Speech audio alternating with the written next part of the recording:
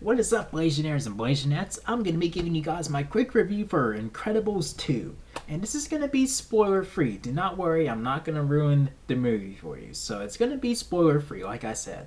So basically, the plot is where, well, I'll say that it picks up right from where the first movie ended. It picks up right from there.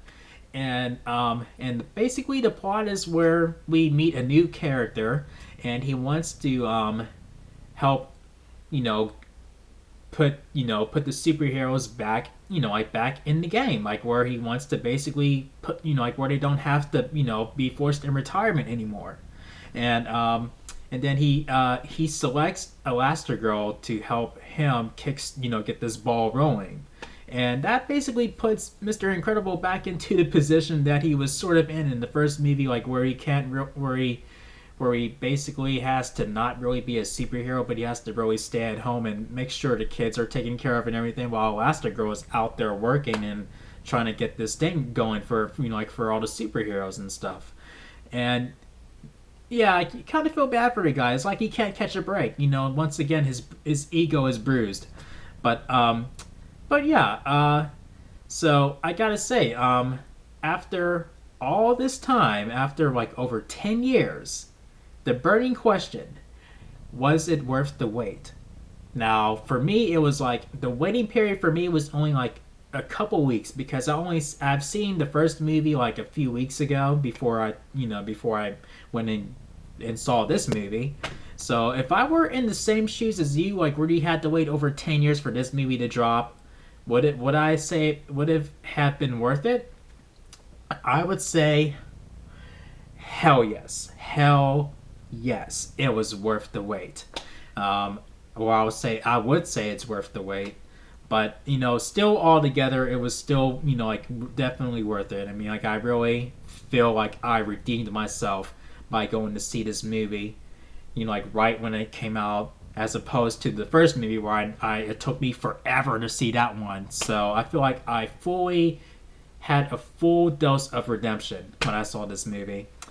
And yeah, and it's pretty cool how it kind of most of the movie it centers around Elastigirl trying to get this whole thing going. And we see while we focus on her while she's out there doing her thing. I mean, we do focus on on Bob Parr, like trying to be a dad to the kids, like without Helen being there to help him.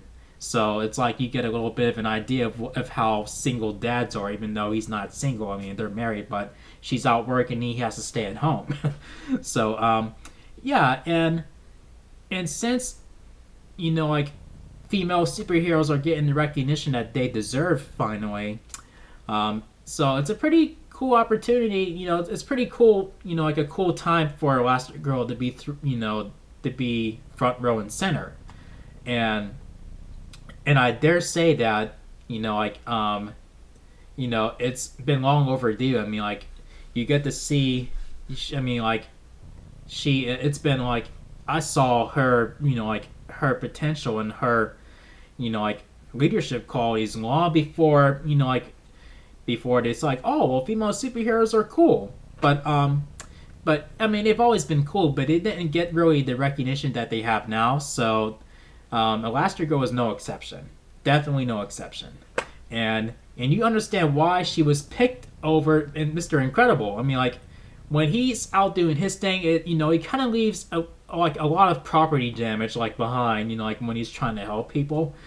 And with Elastigirl, not so much. So it's like, yeah, no, I mean, I probably would have picked her too. I mean, I love Mr. Incredible, but yeah, it does touch base on that. And and as I watched the movie as the movie progressed, it was real easy for me to figure out what was going to happen before it actually happens. Where I'm like, yeah, I kind of knew that was going to happen, but it didn't take me out of the movie at all. I mean, it didn't ruin the experience for me.